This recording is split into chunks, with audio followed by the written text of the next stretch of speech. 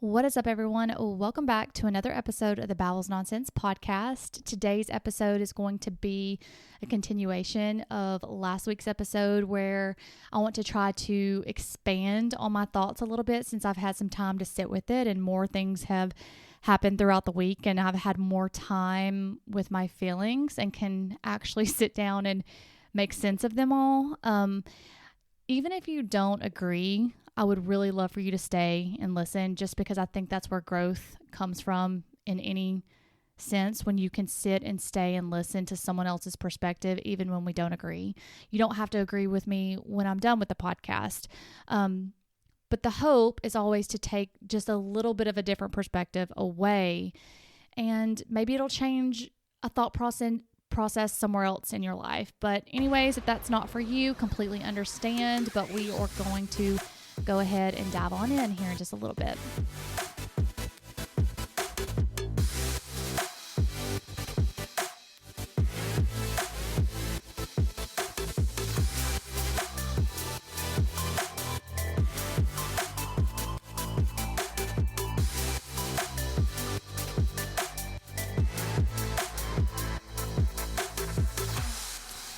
All right, guys, we are back and we are here. You know, in my last episode, I talked about the ice storm and how it shut the whole city down. And how storms kind of have this way of revealing the truth, whether we're prepared, whether our foundation is solid, what breaks first, bends, holds, all of it. And it got me thinking because it's kind of odd, but also beautiful at the same time. I don't know if that's the correct adjective here, but we were all home during that ice storm when we got to see this tragedy, what happened. That's why I think it spread so fast. We were all at home. But then that same thing happened with George Floyd. We were all at home during COVID and the world saw it. So it begs the question, would this storm have passed had, we not been home to see it? I don't know. No one knows. But I think what's been breaking my heart these past few weeks is watching people turn away from what's happening in Minneapolis with the ICE shootings. I've seen people downplay it, excuse it, rationalize it, or worst, just pretend it doesn't matter or doesn't exist.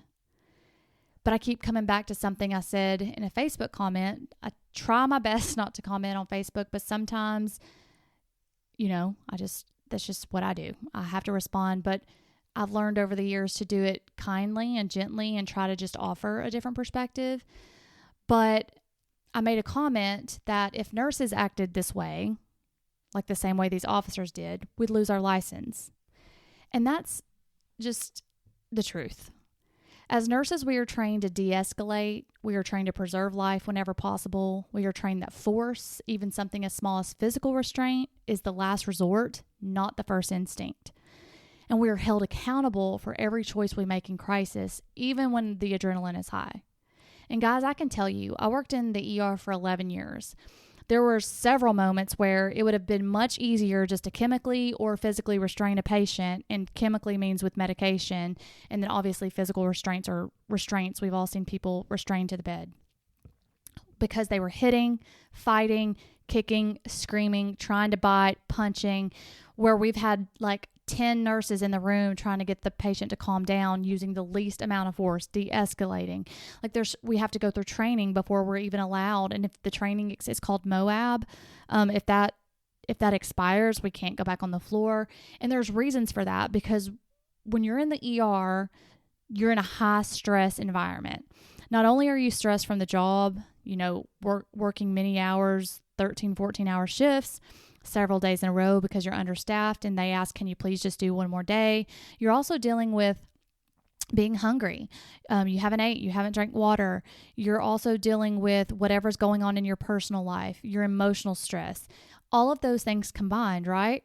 And we don't get to use that excuse of, well, they've been hitting, kicking, and biting all week, or they've been protesting all week.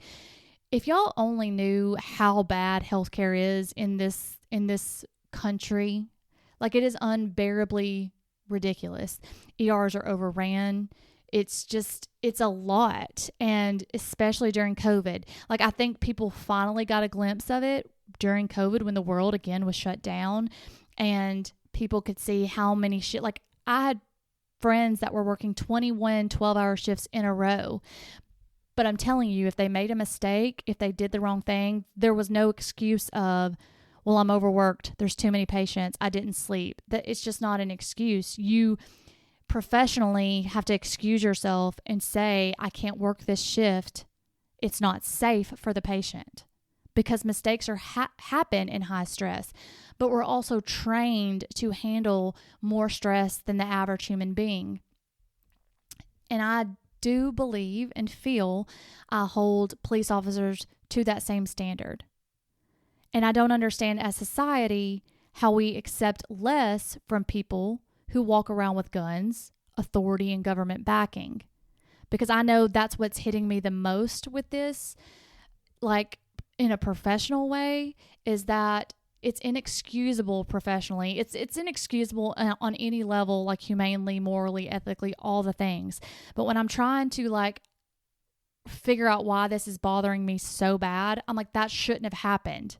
That's not just a quote unquote mistake. That it's not a, well, we thought. That's not an excuse, and that's not a reasonable explanation. And I have been reflecting on these conversations that I've had online, some with friends, like comments, defensiveness, contradictions, people saying things like, he shouldn't have resisted, he should have used common sense, well, he brought a gun to a protest, if he had listened, he'd still be alive, and then things about his character, about what he did the day before, and all the things, right? And it's just, to me, it's like, why are we making these comments? Because we're still not looking at the core question being asked. And that's what bothers me a lot when I'm having these conversations, is like, yeah, let's say he did all of those things. Let's say yes to every single one of them. What does that have to do with what the video that we saw in that moment? And I was talking to my therapist about it, and she was like, yeah, you're right, because the punishment didn't fit the crime. And I think and I'm not saying if it didn't bother you, you don't have ethics and morals. I'm not going to put that out there. I'm just saying I feel people who hold themselves, their profession, how they would treat others to that highest ethic and morals. Like if you look at just that moment and take everything out, that's what the problem is. And this reminds me a lot of history. And not the pretty parts of history, the parts that we all said that we would never repeat, and look how far we've come. Because if you look at history closely, these are the same arguments that people were making in the 1960s. They shouldn't march. They shouldn't protest. They should comply. They're being too loud. They're bringing it on themselves. And the same arguments that the Germans made before the Holocaust fully unfolded. These rumors are exaggerated. These people must have done something wrong. These things don't affect us. It's better to not get involved. Those same comments were being made then, and look how bad it got. So it's not relative to think that this could potentially turn into something greater than what it is. It already is bad, but we don't want it to get worse. We don't want history repeating itself. We want to learn from history in those moments. That same argument comes up every time a marginalized group is targeted. The insistence that silence is neutral, and it never is. And then someone brought up Charlie Kirk's death. Like there was other examples, like and these are more recent examples, like with Charlie Kirk, someone brought, like, people are saying like, well, he spread hate speech. And even if that is fact, or rightfully so, that still doesn't justify his death. He didn't deserve that. No one deserves to die based on their political beliefs, their race, their ethnicity, their color of their skin, gender, nothing. No one should die at the hands of another based on any of those points. Violence shouldn't be justified one way or the other. They did the same thing with George Floyd when he died. People wanted to justify it by saying that he was a drug addict or he was robbing a store. But what does that have to do with how and why he died? It has nothing to do with it. Now, you can think what you want of that person's character. that's a whole separate conversation and a whole separate discussion. But when someone asks you point blank, did the crime fit the punishment?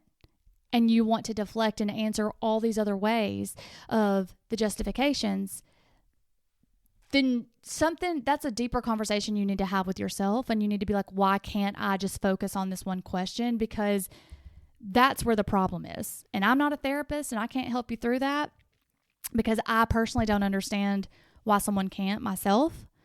Because to me, if something is wrong, it's wrong. We don't get to pick and choose whose life matters based on what we think of them. And it made me think, like, why do we demand empathy for some, but not for all?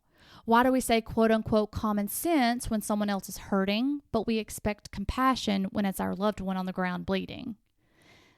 Why?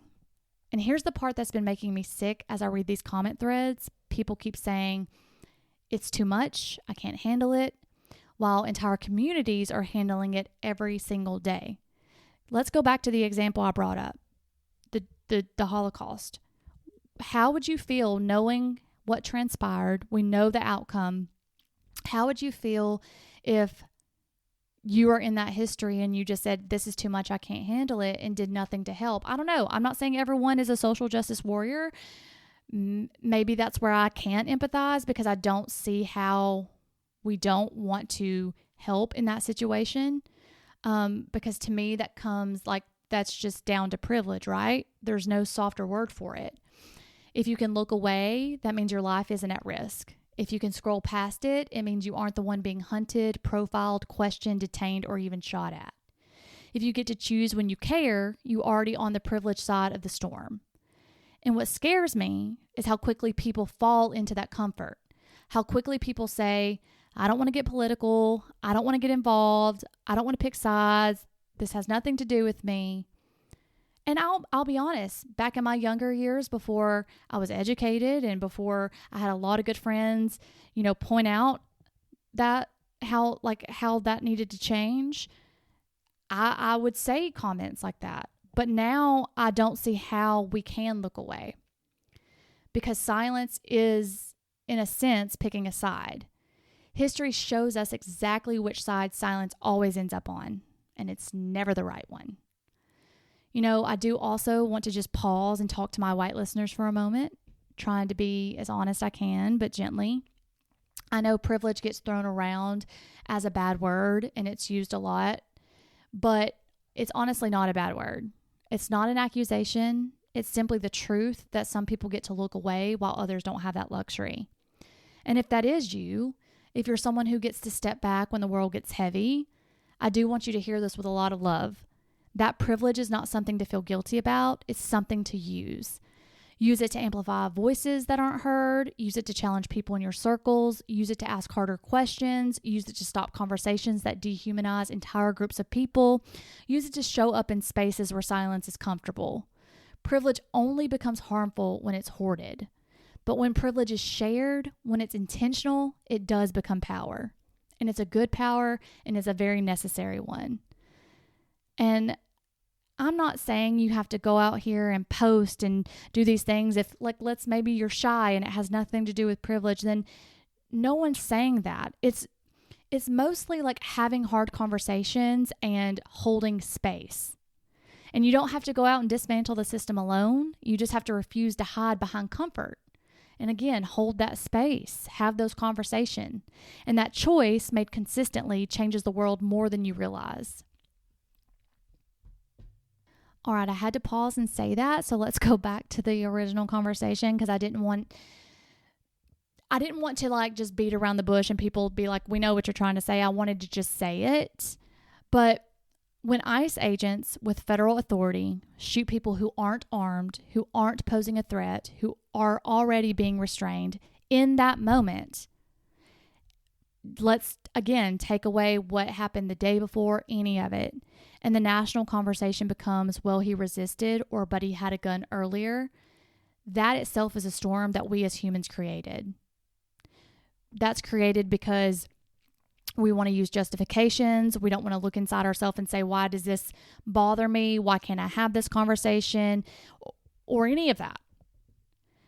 And that storm is bigger than just the shooting itself. It's in the people who excuse it, the people who defend it, the people who stay silent, the people who say, I don't care, they were illegal anyway, the people who hide behind the comfort of whiteness, safety, suburbia, or politics they don't fully understand. And I'll be honest, I don't fully understand politics. This is the first year I've got into it. It's another conversation for another day. But we are watching history repeat itself. Not in the sensationalized, over-the-top way people throw around online, but in that quiet, dangerous way history always repeats, with apathy, with desensitization, with people convincing themselves it's not their business, with good people doing nothing because it feels overwhelming, with citizens deciding it's easier to look away. That's how injustice gains power, quietly, through the cracks of avoidance, through the soft places where people don't want to be uncomfortable. But here's the truth. And it's the truth people don't like hearing. Justice does require discomfort. Compassion requires courage, and silence is the loudest approval a system can get. We love to talk about how we would have marched with Dr. Martin Luther King, how we would have hidden families during the Holocaust, how we would have stood up, how we would have fought, how we would have done the right thing. But here we are in real time being asked, what are you going to do? Will we speak out? Will we call out violence? Will we question authority? Will we challenge narratives designed to control us? Will we choose humanity over comfort? Will we protect the vulnerable even when it's not politically convenient for us, even when it's against your own party? Will we? Will you? Because this is that moment. This is the moment history books talk about. This is the moment future generations will ask questions about and will be looked back on. And I personally want to be able to say, I didn't turn away. I didn't stay silent. I didn't hide behind my privilege. I spoke. I cared. I had conversations. I held space and I showed up. And I want you, whoever is listening to this, to know you don't have to be perfect. You don't have to have the right words. You don't have to be a politician or understand politics to the extreme, because Lord knows I don't. You don't even have to be an activist or a scholar. You just have to be human. You just have to be human and get to the core of feelings and try to take out the noise of everything else. That doesn't mean that you're turning your back on the policies that you stand for. That doesn't mean that you're turning your back on, let's say it is being left or right. What it means is you're taking all those factors out of it and just saying something, when something is wrong, it's wrong, despite everything else. Despite everything else. And, you know, humanity is really simple. If someone is being hurt, say something. If someone is being killed unjustly, say something. If someone is screaming for help, don't walk away. If you see injustice, don't tell yourself it's not your place, because whose place will it be? If everyone said it's not my place, then whose place will it be? Because it is your place. It's all of our place. And we all do it differently. We all don't do it the same. Whether that's community drives or having a conversation with your child, or I don't know, I can't think of examples right now, but maybe posting on Facebook, or I don't know. There's a lot of things that we can do, because storms reveal what we're made of. And this one is revealing a lot. It's revealing who's going to choose comfort, who's going to choose silence, who's going to choose an excuse, and who chooses courage. So all I ask is that you don't look away. Don't hide behind it's too much, unless there is a mental health aspect of it. Obviously, talk with your therapist, because I do understand this can transfer over into the mental health side. It's better to try to be informed, stay informed, and not let it consume you, where you can still advocate and help. And the biggest thing of all, like, don't wait until it's your child or your friend or your partner or your community before it wakes you up.